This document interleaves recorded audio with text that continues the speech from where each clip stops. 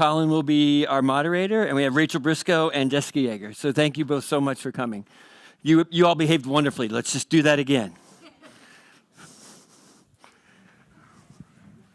All right. Well, Jessica and Rachel, thank you for being here. First question for you, nice and broad. Why do you believe, first I will explain that Jessica, you're going to answer this one first, and in exchange, Rachel, you'll get the last word at the end. So the question for both of you, why do you believe you are qualified to be a Spokane Valley City Council member? And given that both of you are running for office for the first time, why do you want to be a Spokane Valley City Council member? Jessica, you have 1 minute. Well, thanks for having us, Colin, and thanks to everyone who showed up tonight. I didn't know that we were going to have to bring our sunglasses, so this lighting up here is interesting. What I will say is that, you know, I'm a fifth generation Spokane Valley girl. Been here my entire life. Each morning I look out at the mountains where Grandpa Schaefer, you know, had an ice box and a tow rope business up there. And so I really want to honor my family heritage. And also with that, I've spent the last, 13 years basically playing in the WACs and our CWs, running assisted livings and memory cares at an executive level. And so, when you look at safety, nursing, budgeting, activities, community, that is really what has prepared me for this role. Thank you, Jessica. Rachel? Am I on? Yes. I will echo the thank you for everyone who showed up, and thank you, Colin and the spokesman, for putting this on. And Jessica, it's nice to share a stage with you. So what qualifies me for this role? Gosh, when I think about that question, it's fun because neither one of us have run for office. So what's cool for all of you is that you get to choose between two people where 100% of what we bring to the table is based on our experience and character outside of politics. So you're going to get a fresh perspective no matter what. For me, this role is really about service and leadership, hard stop. And everything that I've done in my life, those are the two things that I put at the forefront. One of the businesses that I run is the Spokane Ladies Business Community, and we started that business because we saw a need in the community for women in business to have that level of support and mentorship, and we wanted to offer that. I also spent the better part of a decade running residence halls, and if you've never lived in a building with 418-year-olds, then you will, well, oh shoot, I'm out of time. That minute goes fast, you guys. Rachel, you will lead off this question. Both of you, during your run for office, have talked about how your top campaign priority is public safety. With as much specificity as possible, please explain what actions you believe the City Council should take to improve public safety. Great question. So public safety is absolutely at the forefront of the citizens' minds because it's one of the top conversations that we have, that along with housing, which I'm sure we'll talk about. But as far as what to do with public safety, we have an excellent working relationship with our sheriff's office to the point where violent crimes against people in the valley is actually down. And even the areas where it's not down below the previous year, it's the lowest it's been in 3 years. That speaks volumes to the kind of service that we're getting. And also, crimes against property is a top priority for our sheriff's office and our Spokane Valley Police Department. One of the things that Sheriff Knowles and I have been talking about in excess is this concept of having more community resource officers. So having officers that are dedicated to certain neighborhoods so that they can understand those crime trends, they can build relationships with those residents, and they are going to be the face of public safety to be able to build those relationships. And Sheriff Knowles and I have talked about this so much that I feel like if we can really make this happen, we're going to see really incredible results with that. Thanks, Rachel. Jessica? So part of my outlook on everything is safety is utmost to everything out there. It's the pinnacle of us being able to go to the grocery store and take our kids and not think that they're going to get stolen. It's closing our eyes at night knowing we're safe in our homes. And so that really comes down to appropriate policing, ensuring that people, when they commit crimes, are held accountable. We live in a state that isn't doing us any favors, and I'm really tired of it. We let criminals right back out onto the streets. And what it really comes down to is we need to work within the gray in our city here. It's one thing I loved about being an administrator. If a law says or a WAC says XYZ, maybe find one that will fit your need elsewhere. But we need to work with our legislators on trying to change the laws here in Washington to hold criminals accountable. Thank you, Jessica. Rachel, you have 30 seconds if you'd like them. Yeah, I would build on that. I agree with a lot of the things that she said, especially because there are some frustrating things that I've heard our own city council say, that the state has made this decision and that is being passed down to the city level, where now we get to kind of clean up the mess and figure it out. And I really have a lot of respect for the city council as they put that at the forefront. They really want to make sure that if there are things that are happening at a state level that are not serving our citizens well, that we can work ways around that. And part of that is at the judicial level. Thank you, Rachel. Jessica?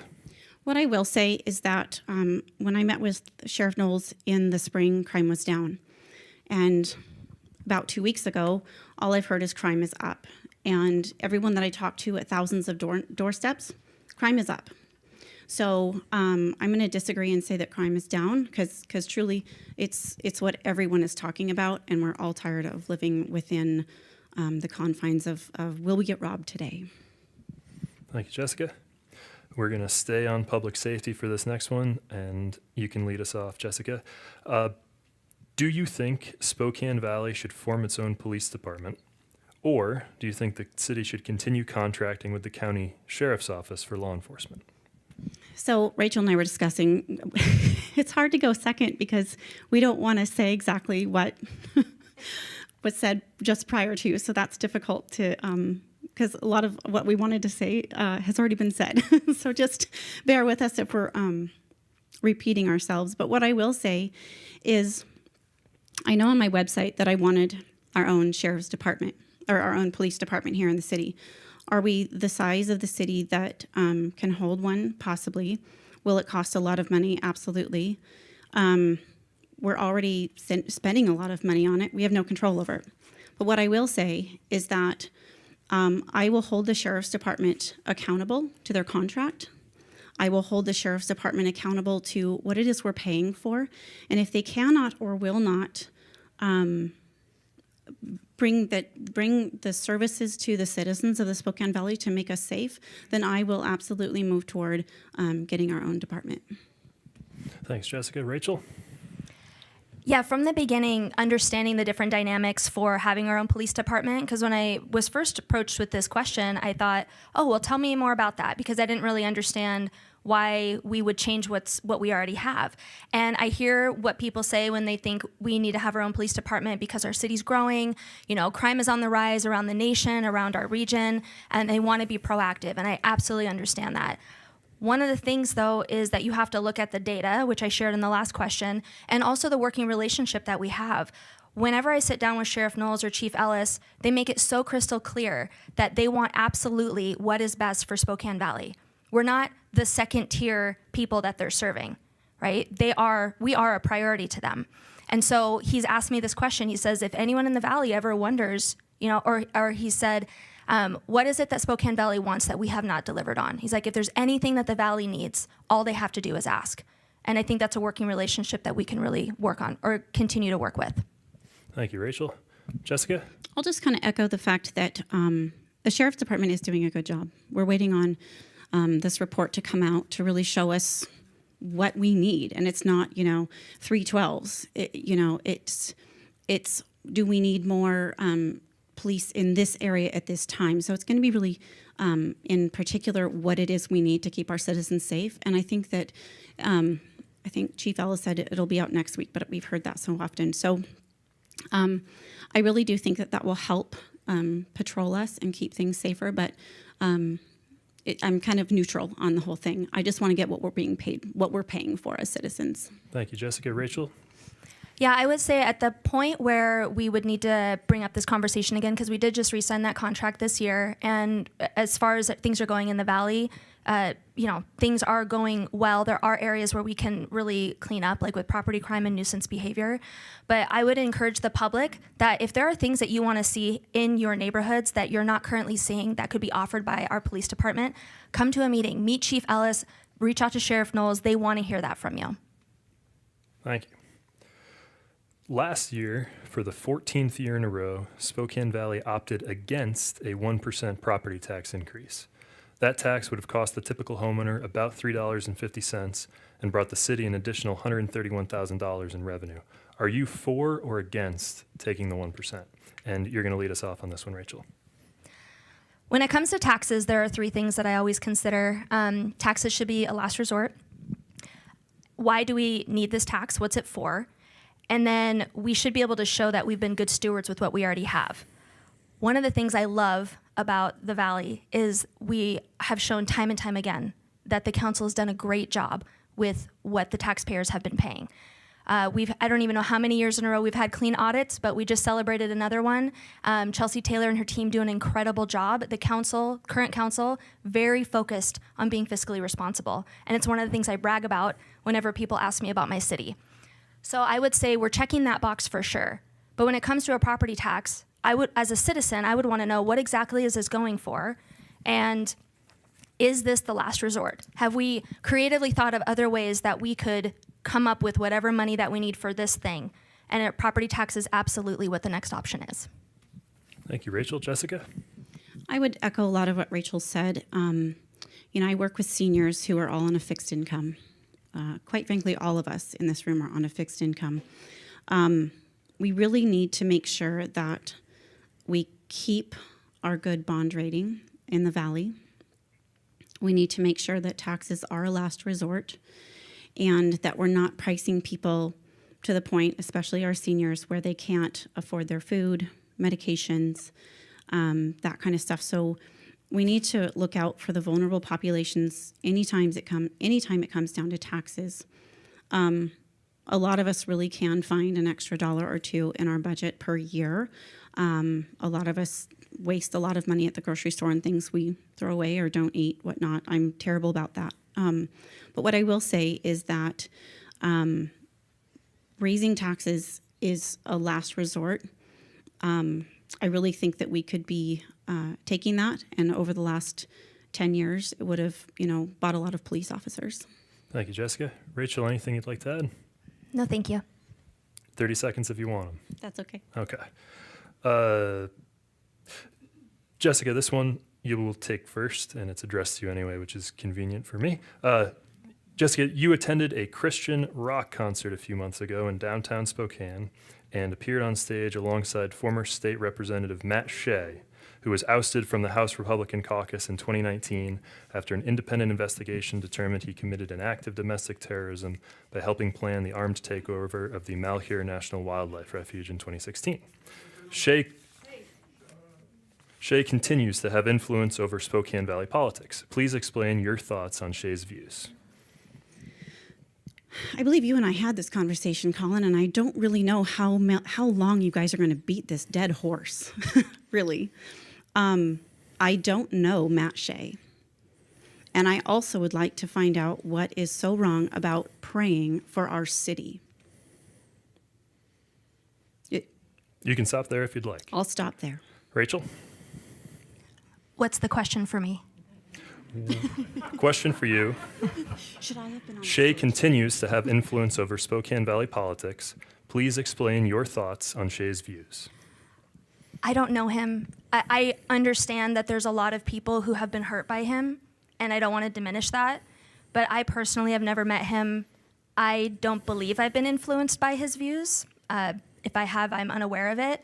And one thing that I will say is when all this first happened, even though that part was towards Jessica, I'm going to respond to that anyway. When all this first happened, I had several people ask me if I was going to use this against my opponent, and my answer was no. Because one, I didn't understand the circumstance, but also I didn't see anything wrong with praying on a stage. So I reached out to some of my friends who were there, who are from Idaho, have no vested interest in Valley politics, and I attend Bible study with these women. These women are basically my surrogate grandparents. And I asked them, what was your take on what happened? And they had no idea why it was such a big deal. And I would just encourage all of us to move on. Would you like to use your rebuttal, Jessica? I would encourage all of us to move on. Would you like to use your rebuttal, Rachel? Nope. All righty. This next question is about roads, and you're going to lead us off, Rachel. According to city staff, Spokane Valley's roads are in good shape, but in order to keep them that way, staff say the valley will need to roughly double annual road maintenance and preservation spending from about $8 million a year to about $16 million a year. The City Council this week agreed to form a transportation benefit district, which could be a precursor to imposing a fee on license plate tabs. The question is, do you think the city should increase road maintenance spending? And if so, would you support a new tax or fee to come up with the needed money? So just to reiterate, I would support a new tax or fee if that's what was necessary, because part of what we provide as City Council, which was so greatly laid out in the last debate, was public safety, infrastructure, and economics. Like, those are our focal points. And so if our infrastructure needs our support and we're not able to do so with what we currently have, then we need to look at other options. And I do believe that that is a viable option. One thing I will say is the Valley has done an incredible job with grant money and rolling over a surplus to be able to fund these projects. But what was said at one of the most recent meetings is that they're operating at a deficit every year. I don't know how many years, I don't want to misquote, but operating at a deficit for our roads, and our roads are in great shape. So we want to keep them that way, right? We want to keep our pavement condition index at good levels. So I would say if that was where we needed to go next in order to maintain the great roads that we have and continue to upgrade, then I would be on board with that, but it would need to be a last resort. Jessica? So I work in my car a lot as I work in the field for what I do professionally now. And there's a lot of people who aren't paying their tabs. They're expired. We got during COVID, I think you didn't have to pay your tab fees or something. I could be off because I am in the medical field, and so COVID was pretty chaotic in that field. But I would more support a sales tax increase than anything if we had to, because visitors come from around the region to utilize our roads, and we need to make sure that we're all spreading that around. I would also like to go after the people who haven't paid their tab fees yet. That could make an increase and a difference in our budget. We need to make sure that we maintain what we have, because it's very costly to repair once it's broken. Thank you, Jessica. Rachel, you have 30 seconds if you want them. I don't want to just repeat myself for the sake of repeating myself. I'll pass. Would you like to use an extra 30 seconds, Jessica? I'm good, thank you. All right. This question is about homelessness, and you will take the lead, Jessica. Spokane Valley has historically had a more hands-off approach to addressing homelessness than the city of Spokane. Today, the Valley continues to lack homeless shelters, although there will soon be a few beds made available for homeless families. Do you think Spokane Valley should have more homeless shelter beds? Like Arnie said, this is a really complex issue for a 1-minute answer, but what I will say is similar to crime. Homelessness is a multifaceted approach where we need to offer compassionate care to those who want it. It may mean that they have to detox unwanted for a little while at a medical treatment facility, and then encourage them to get clean and move on and take their medications. But I do not support housing first. If any of you have driven downtown on like 2nd and Division or somewhere, it's terrifying. Catholic Charities has made a mess out of that area. I have brought programs to some of the council members already that show high efficacy. They have great results, and so I look forward to actually working on that and continuing the work that I've been doing. Thank you, Jessica. Rachel? One of the ways that I've been looking at homelessness, just to be able to give a picture of how my thought process is. If you have a leaky pipe and it floods your basement, you're going to clean up the water, but you're also going to fix the leak. And I think that we've spent so much time as a region talking about cleaning up the water and not enough time about how can we fix the leak. And that's where we talk about more preventative measures, right? Preventing homelessness from even happening, or working with people and organizations who have incredible success rates. We have some organizations in our area like Family Promise and Spokane Valley Partners. They're doing incredible work, and their success rates are astounding. If you're not familiar with these organizations, I highly recommend that you reach out. In fact, Family Promise is doing an open house, I believe, next week, where you can go around and tour and understand what they do. But seeing their success rate, I want to say it's like 95% of the families that they work with are housed after 2 years. You guys, that's incredible. So why aren't we asking them what we should be doing next? Thank you, Rachel. Jessica, anything you'd like to add? I do, but I forgot what I was going to say because I was listening to Rachel. So, oh darn, I'm so sorry. I thought it was pretty good. You want me to say the question again? No, it's okay. Okay. Anything you'd like to add, Rachel? Yes, and I'm happy to give Jessica her 30 seconds back if she remembers. But what I was going to finish saying is when I think of shelter beds, I hesitate, and I think that the Valley Council's done a great job of being really, like it was said earlier, slow and steady when it comes to even this regional effort, because they want questions answered so that we know that the money and the time and energy we're going to be pouring into this is actually going to work and not just continue to clean up the water, because guess what's going to happen if the pipe isn't fixed? It's just going to keep getting wet. I remembered what I was going to say. Go ahead. It is about the regional approach. So I'm not sure if you were going to ask that, so I'm sorry if I'm jumping ahead. But what I will say is I was really excited about a regional approach because it does bleed around. People are transient. That's kind of what we call homeless people sometimes. And the further along we got in it, the more I went, wait a minute, they're going to take a bunch of money. We have no control. And so that's why I started working really hard to come up with other solutions, because I don't believe that a regional approach is the way that it's going to be working. Thank you. Rachel, you can lead this one off.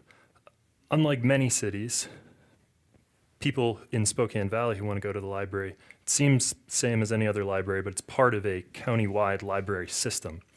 Would you be supportive of continuing in that system, or would you have any interest in the Valley going its own way when it comes to libraries?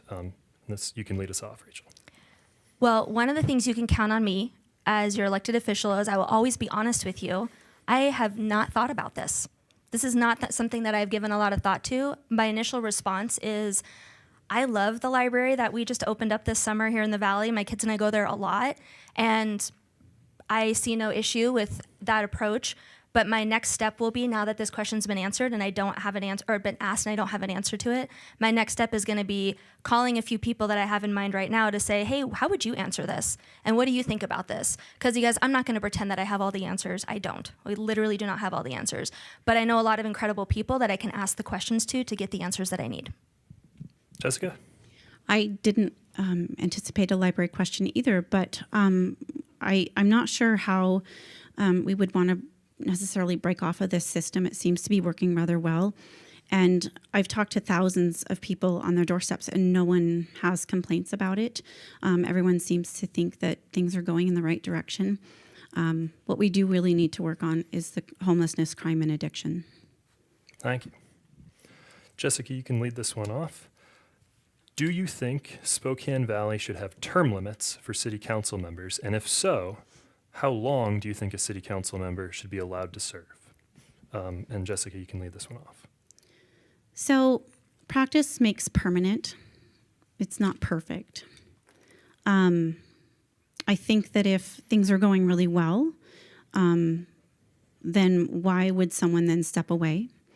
I also think that, especially higher up, if you look at people like Nancy Pelosi, there's absolutely reasons for term limits. So for me, I'm kind of on the border of them. I think at each stage of our government, we should have a designated number for term limits. Thank you. Rachel? Yeah, this is a fun question to answer in front of current council members. Love you guys so much. My answer to this, though, is I see the merit of a term limit, and I think there's lots of examples of people in politics who we would all love to put a term limit on. But really, the first thing I thought of was, I want to put this back on the citizens.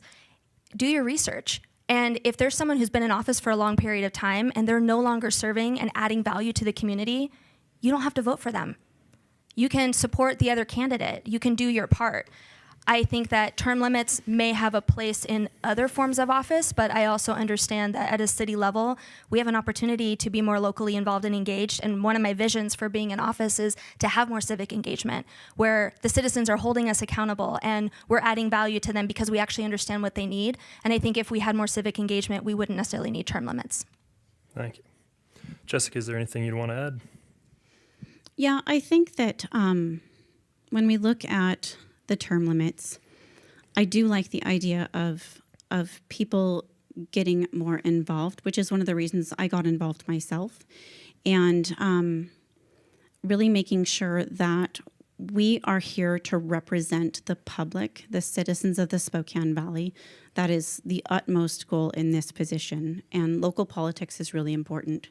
So if it works for the people, then that's what I would be behind. Thank you. Rachel? No, thank you. All right. Well, I think it's about time to wrap it up. So I'm going to give you a chance to make your closing statements. Jessica, you went first. You're going to go first again so that Rachel gets the last word. And again, you get a minute. You can talk about something we didn't talk about that's important to you. You can talk more about something we've already talked about. The minute is yours.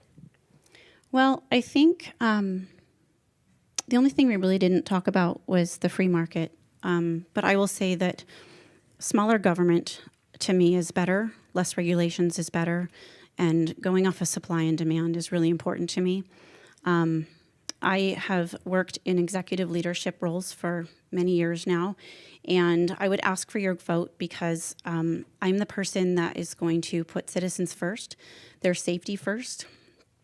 And my history in the WACs and RCWs, writing policy and procedure, really put me ahead, I believe, in this race. Rachel is lovely, and we've had a couple great conversations. And so I really think that for all of you, you guys really do have a tough choice up here. But I do believe that with my leadership history, that puts me a little bit in the forefront of your minds. And I'm ready to go up against Olympia and start demanding better for our residents. Thank you, Jessica. Rachel? Thank you, Jessica. One of my favorite quotes is a St. Augustine quote. It goes, "In essentials, unity. In non-essentials, liberty. And in all things, charity." And if I could sum up my character, my person, who you can expect of me when I show up as your elected official, it would be those things. I believe in finding unity in things that are essential for all of us, which would be those things at City Council, those main roles that we talked about. In non-essentials, liberty. We have incredible rights and liberties in this country that we should be defending for our neighbors, even if we don't agree with them. And in all things, charity. I just think we could all take a couple extra steps toward being more decent towards each other, and we would see an incredible shift in how things are going. And we can start here in the Valley. I know things at the state level and at the national level are a little bit of a dumpster fire right now, but you guys, the Valley is an incredible place to live and raise kids. Jessica and I are both moms raising kids in this city, and we really care about it. And so one thing I want to leave you with is a promise that I am a woman of my word. I work hard and I care a lot. And what you can expect from me is integrity, even when it's hard. And what I expect from you is accountability and engagement. And that's all we've got. Thank you both for coming tonight.